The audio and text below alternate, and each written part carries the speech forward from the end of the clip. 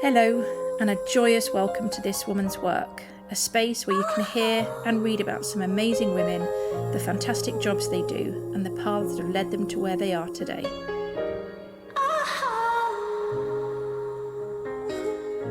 I'm here today with Leah. Hi, Leah. Hi. Could you tell the lovely listener what it is you do for a living? So since January this year, I have been the head of the lower school at Epsom College, which is the year 7 and 8 section of the school. Prior to being the head of lower school, I was a boarding house mistress here. Yeah. So I've been here since 2017. I've always done prep school fairs and prep school events where you kind of go out and talk to parents and tell them why Epsom's so wonderful. So and they so wheel perfect. you out, basically, Yes. is what you're saying. A little bit of being wheeled out Yeah. for encouragement and marketing purposes. Yeah. Well, it's good leverage for any paid expenditure. Hasn't worked so far, but maybe I'll try next year. Right, before we go too far into that then, we have to track all the way back and we talk about little Leah. What was she like? What was she into? Little Leah. So little Leah thought she was going to be an actress. Oh! Yeah, so this is all kind of an accident, really. But yeah, my intention was to go and do drama, so I went through the whole... my parents couldn't afford to send me to drama school, so back then, in the mid-90s, and you couldn't go to drama school and do a degree, you had to go and do drama at uni. So I applied for that, and I was going to go to Queen Mary in Westfield College because their drama programme was run by Central School of Speech and Drama. And so I auditioned for them, got a place, and then I was also really good at French. But I think I'm naturally I'm not good at lots of things. I'm appalling at maths and science and things like that. But that's I'm often the case with languages and things. Very good at learning a language and speaking it and being confident, and I suppose confident enough to speak it earlier perhaps than other kids were. I remember going on, because I did GCSE French a year early, which was not uncommon at my school, and we went in the fifth form, or I think we went to Paris on a trip because we were doing this course called French for Professional Use, which is so hard to say. And it was like a bit of an A-level back when A-levels were modular. Yeah. And we had this trip to Paris, and I remember this kid in my year turning to my French teacher's husband, who was also a French teacher, Richard Morgan, and saying, "Why is Leah so good at French?" And he went, "Oh, because her parents take her to France all the time." And I piped up and said, "No, they don't. I go to France for a couple of weeks in the summer, and that's it." They thought you had almost had a second house out there or something. And he looked at me and he said, "Oh, I thought you went to France all the time." I said, "No, I don't. I go for 2 weeks in the summer." And, it was the 90s, so you don't speak to anyone because... Because it was the 90s. Because it was the 90s, and I was, a teenage girl on my own with my parents and my sister, so I read books and sort of stared wistfully out the window and wished I was in Spain like everybody else. And then what happened was I knew I didn't, because I was really young for the year, so I'm an August baby, like you are, I think, aren't you? I'm a June, I'm a June. And I didn't want to go and do uni straight away, so I decided I'd go and do a ski season. Yeah. So got that sorted. And Hang on, just quickly though, what A-levels did you do? French, Spanish, no I didn't. French, English and theatre studies. Yeah, I didn't do Spanish, I did Spanish later. And I got really bad grades. What did I get? So we don't talk A-levels. Yeah, no, I don't think they weren't very good. No, I definitely we don't talk got about it. a C in theatre studies, which was ironic given what I was planning to do. Maybe they marked you harshly. Yeah, well, they didn't teach us a lot of the course. I think that was one of the problems. I wanted to go and do a ski season. Yeah. Because I really loved skiing. We lived in Scotland when we were little, so I skied really well. Yeah. And so I was going off to ski. So I went to this ski season, and really loved it. And then about halfway through, decided I'd do another one. Okay. And so I found a way of doing a second ski season, and and then realised that I was going to have to tell the university that I wasn't coming because I'd obviously had this deferred place. Yeah. And so I remember from a payphone, a little bit drunk, ringing up this university. Because of course, no mobile phones. No mobile phones. Yeah. And it was really plush because it was in the hotel I was working in. It was a really plush hotel. Your drunk dialed a uni. Yeah, basically. And said, I don't think I'm going to come this year. But don't, I think I told my mum and my dad had said, I don't think they're going to want you to do drama if you haven't done any acting for 2 years. I said, oh, okay. And I can't really remember what order this all happening because of course I was about 17 at the time, which is a hell of a long time ago. And I said, so I remember ringing them up and saying, I'm going to do another year in France. Is that okay? And between us, we decided that I would do French and Spanish. Right. And then I hung the phone up and then thought I'd better let my parents know. So I then rang my parents and said, I've decided to do this. And they were like, okay, fine.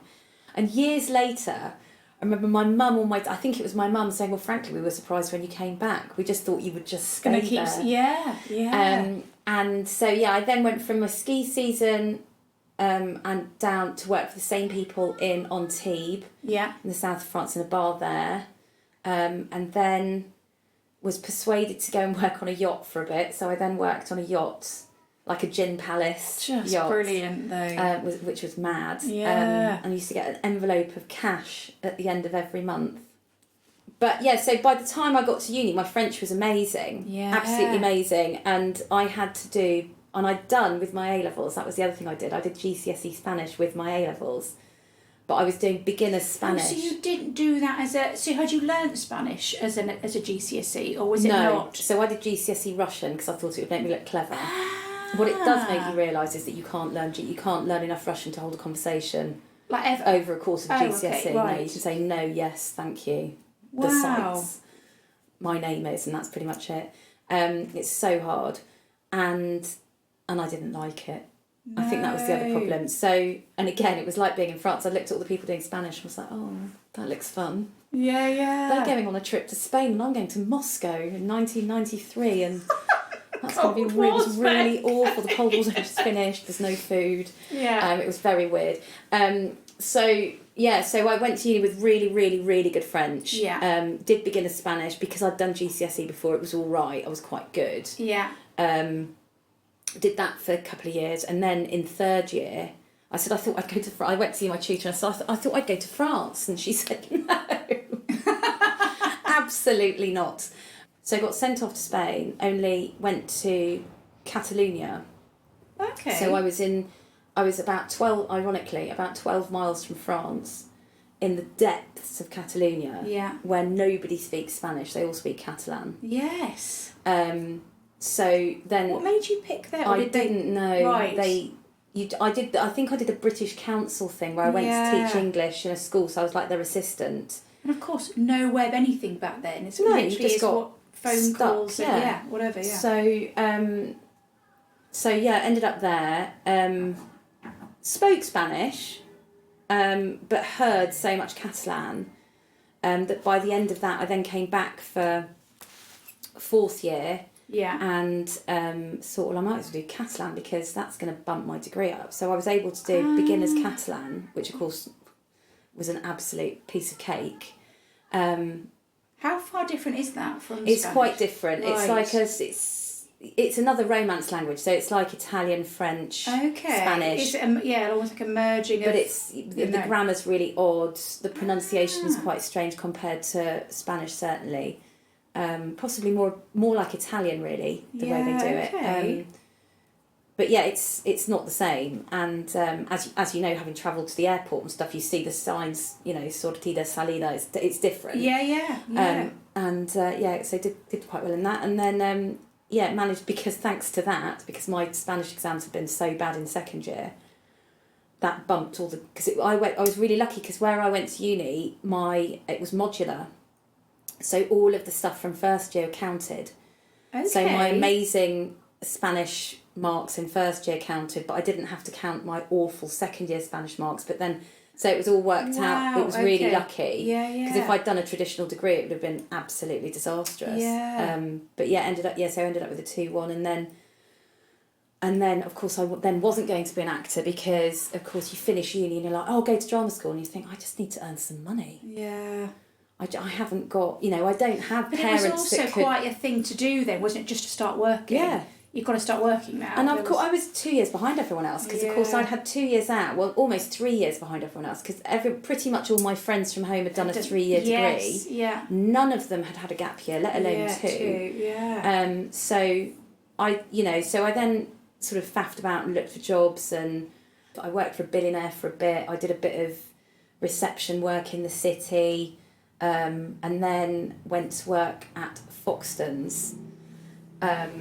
The estate agent, obviously. Yeah. Which was hilarious because I went for the interview there, and it was so long ago that you got interviewed by, actually, I can't remember his name now. John Hunt was actually around, the guy that actually owned Foxtons. Oh, wow.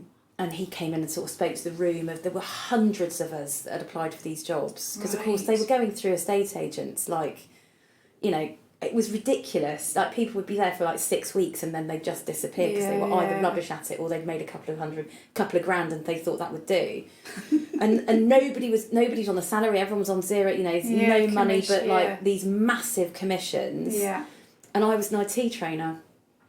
Yeah, so basically I was earning no money, I was not really liking my job, I'd broken up with a boyfriend, it all just felt a bit silly, and I rang my dad up and I said, I think I'm going to go into hospitality. I think I'm going to go and look at getting a graduate role at Henry's or somewhere like that and just go into hospitality because I know I'm good at that. Yeah. And I reckon I could use my languages. I wasn't as bothered at that point, but I reckon, you know, I know I enjoyed hospitality. Yeah.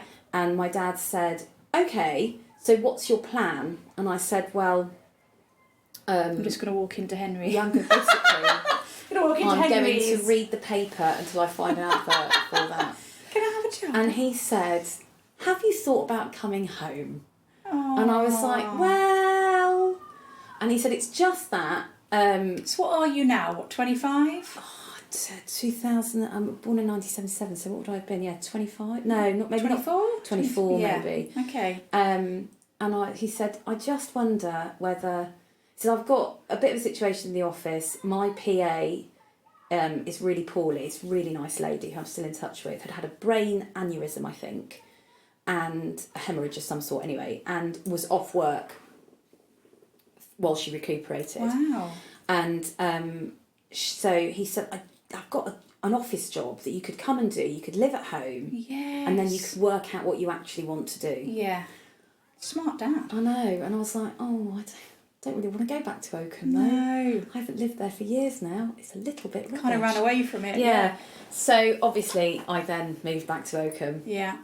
And while I was working in my dad's office, and he was at that point, he was the registrar at Oakham. Yeah. So I was dealing with all of the 11 plus stuff.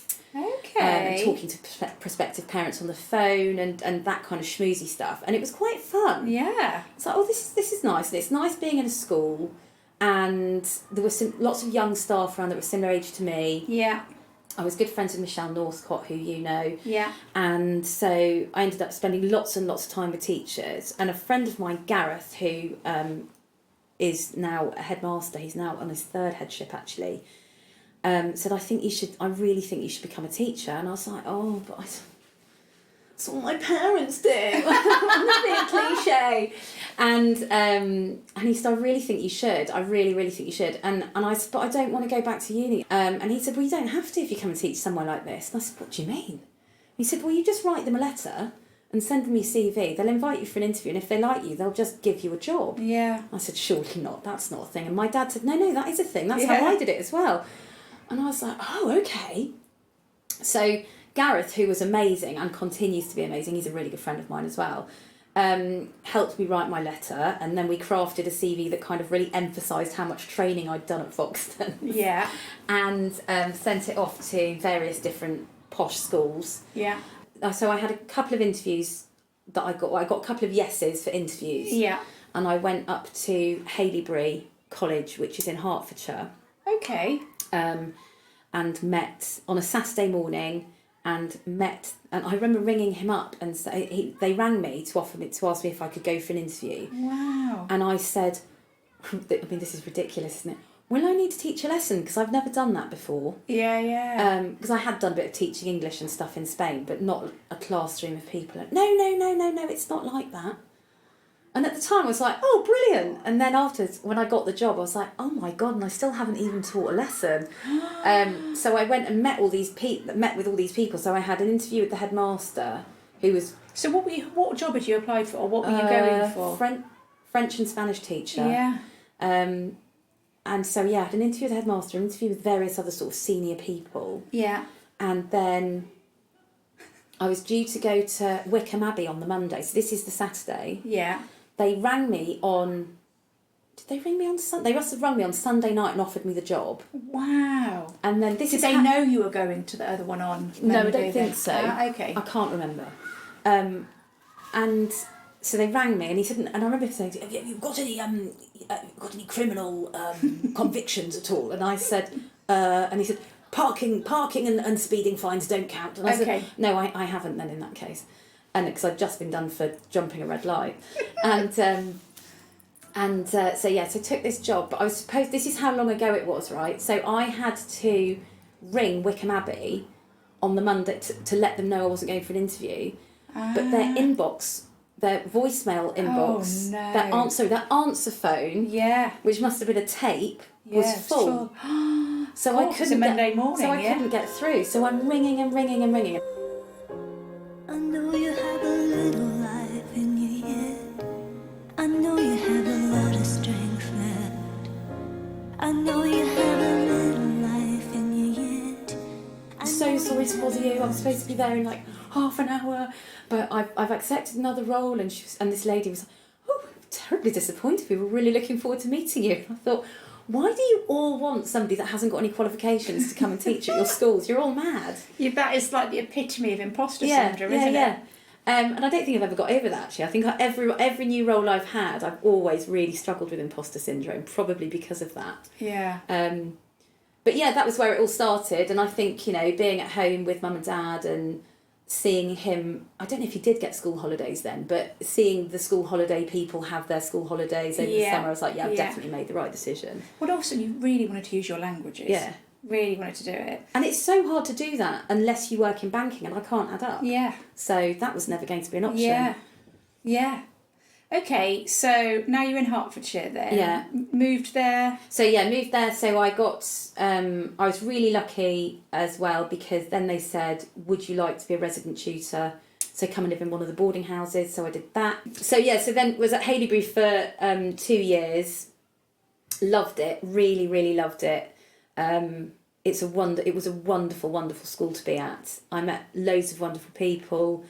The kids were quite hardcore, so it was quite... Well, not hardcore, that's not fair. They're quite rewarding. Yeah, they were a lot more streetwise than they were at Oakham, so you got a very different experience than I would have still done. academically quite talented. Yeah, bright, but bit quite more streetwise. I think probably to do with being inside the M25 sort of London thing. Yeah. And then met Grant in the pub one Christmas. And when you were back home? When I was back home. Yeah. Thanks to Katie Minshall having a party, and decided that I wanted to give that a go, which was, in retrospect, career-wise, was really stupid. But you don't think that way when you're in your early 20s. You just... And you're in love. And you're in love. And, we talk about it now. We say, like, why on earth did I move to Oakham? What we should have done was... He should have moved to Haileybury, and he could have worked from there. It was closer to where he was working. The whole thing was just bonkers. It was bonkers. But I basically, what happened was Simon Barefoot, who was the head of Spanish at the time, rang me up and said, "I'm looking for a Spanish teacher. Is there any chance we could persuade you to move up the A1?" Wow. And I was like, well, I've only been here for 2 years. They say you're supposed to stay in your first job for 3.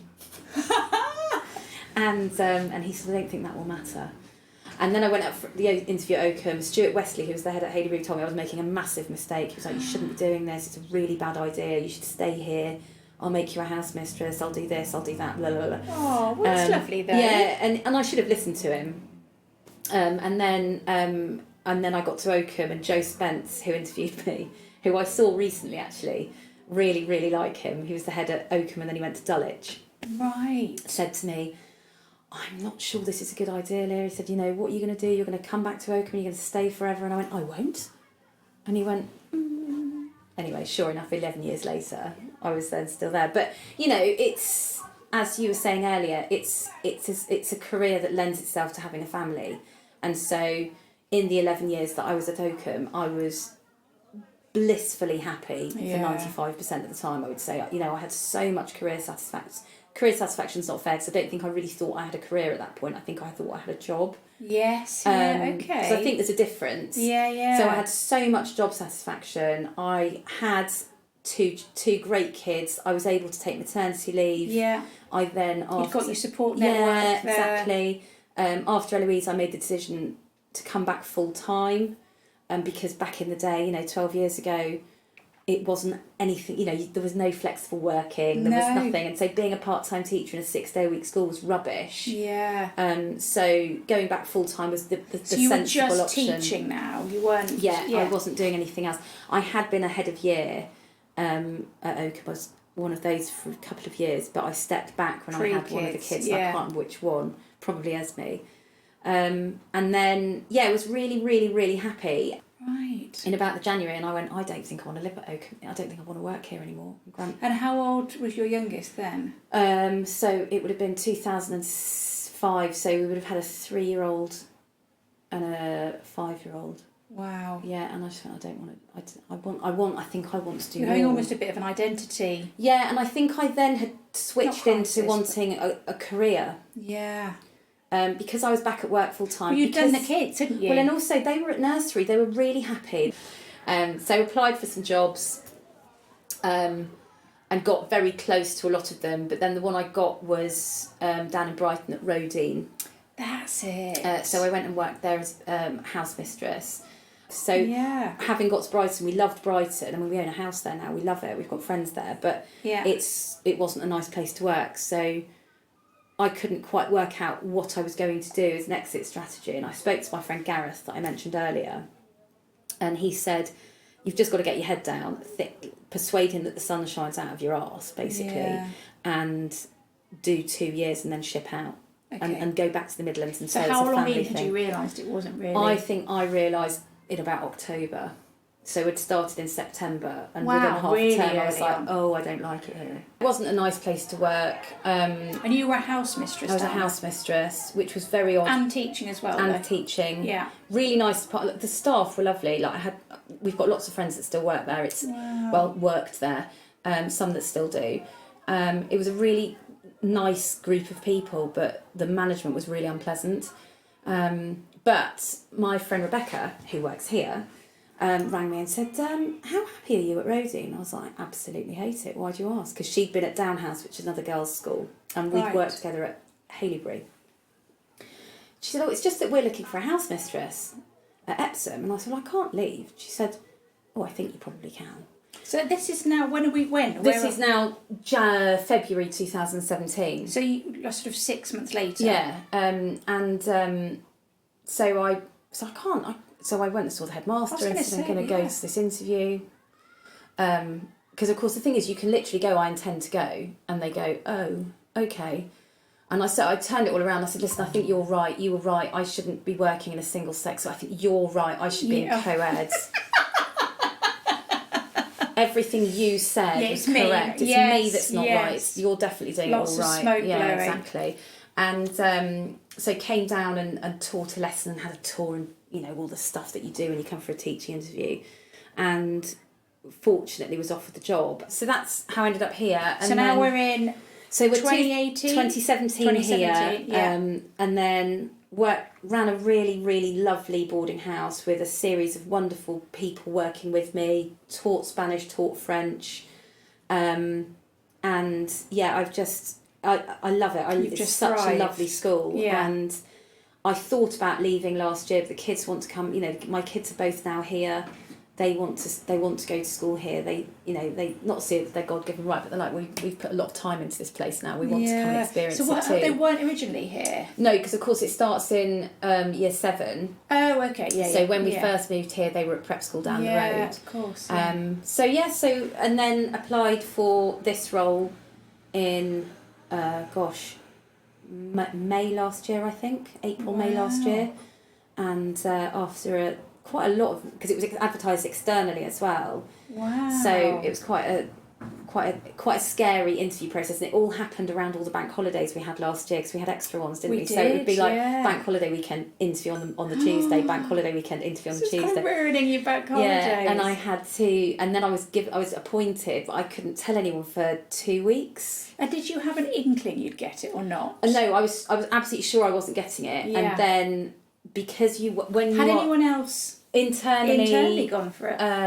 Yes, a couple had. One hadn't got past the first round, but then I was up against a load of externals, and I got a phone call from the head's PA on a Friday evening saying, can you come and meet Sir Anthony tomorrow morning at, I think it was 7:30. And I looked, we were having a gin and tonic, and I looked at my friends and they were like, well, you've got that then, because that's too early for somebody else. And I was, well, no. We were like, oh, haven't you? Oh, I know. And then I was appointed. But it was, I think the toughest thing about the whole thing has been that I had to then, because they didn't necessarily know that they could find someone to replace me in the boarding house. I then did an extra term, so I didn't come in here until January, although I knew that I was doing it. Right. For that chunk of time. But who was doing it for that term? The previous guy is still in the school, so Ed still works here, but he's got a different role, so he continued doing it till January. Right. Yeah. Wow. And what's it been like then? It's absolutely, it's barking mad. Like, the whole thing's bonkers, because you've gone from having no plan whatsoever, to suddenly being on like this career path, like a mega career path, with a really cool office. I'm just going to say, people can't see it. I'll try and take a picture, but it's a good office. This is this is properly official. Yeah, and I think it's weird, isn't it? Because I think if I remember going to a thing recently, a trainer. So they put us through a leadership course last year, if we wanted to do it. And I was sitting in the room, and I looked around the room, and all the blokes that were on a similar level to me were about at least 8 years younger than me. Oh. And I thought, and that's when you have that moment of, I'm not a staunch feminist, but I am a bit, obviously, we all are. Yeah. And I just looked and I thought, and this is why having kids, that's why we're on the back foot, because we take that time out. And I think naturally, not everyone by any stretch of the imagination, but I think naturally a lot of women, when they're having their kids, they go into that zone, and when they come back out of it, they go back to their job. They don't necessarily go back to a career. Change. The expectation of them, though, doesn't change, but they've then got to kind of like, got to get back for kids, or they might be sick, that kind of thing. But your priority is no longer your job, and it stops being your career because it's your job, and so you're now trying to juggle all of it. Yeah, and I think I'm really lucky that I've got a husband that allows me.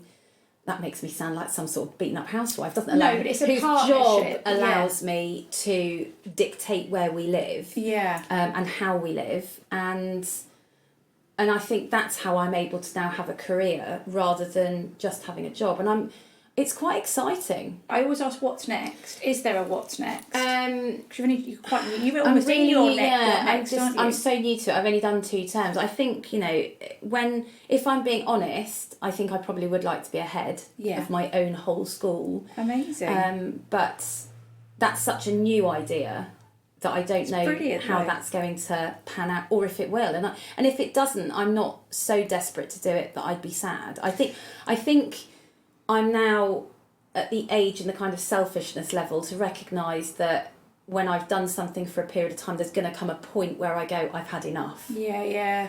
When I had the kids at Oakham, we left after 11 years, but really I probably taught for about 6.5 because of maternity leave and being part-time and stuff. I think my kind of capacity for a role is probably about 6 years, and then I just want to do something else.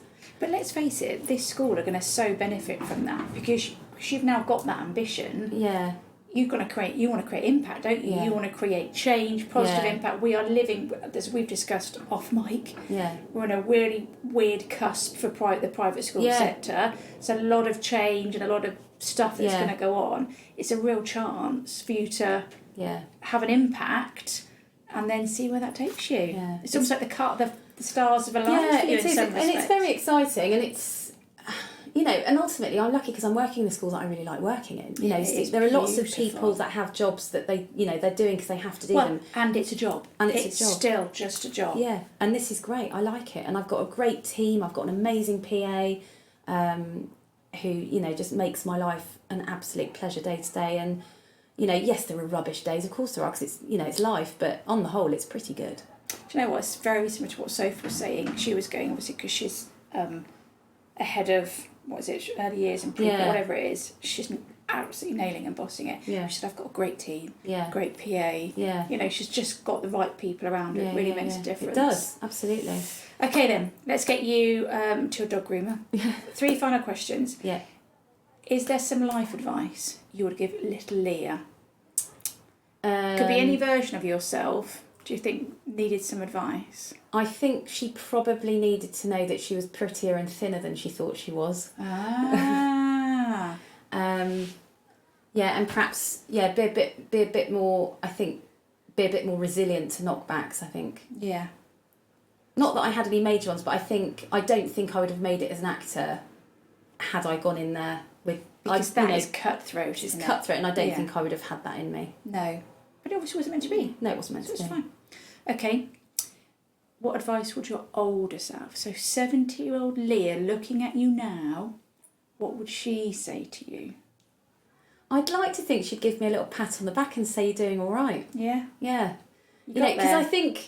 I think it's about, it's like being in a relationship, isn't it? You've got to be, because you are in a relationship with your job, you've got to be happier than you are unhappy. And Yeah. ultimately I am happier more of the time than I'm unhappy. The vast majority of the time I'm smiling and I'm having a good time. Well, that, not many people, well, not everyone gets to say that. I know. A scary amount of people don't get to Yeah. say that. So she'd say you got there. Yeah. I You maybe reckon. took a bit of a... Yeah, it went a bit skewy wiggly, route. but it was all right. It's brilliant though. Yeah. And then just final bit of life advice mantra to throw out there to anyone listening. What advice do you... My absolute mantra, and I think this is such a good one for teaching, is don't sweat the small stuff. Yeah. Don't pick fights. If you've got kids that are, our perpetual thing is uniform. If you've got somebody that is rolling their skirt and doing all the things wrong, but is doing something else right, then praise them for that, and don't worry about the little silly things, because they will sort themselves out in the end. Wow, that's a very progressive... Yeah. I'm still going to tell my daughters not to roll. I tell my own daughters not to. Right, on that note, we'll say thank you very much, No, Leah. thank you very much for having me. It's been an absolute pleasure.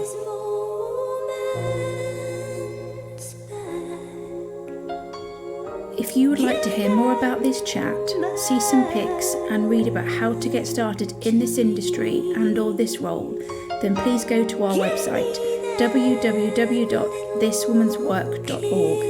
The link is on this podcast page and across our socials. Sincere thanks.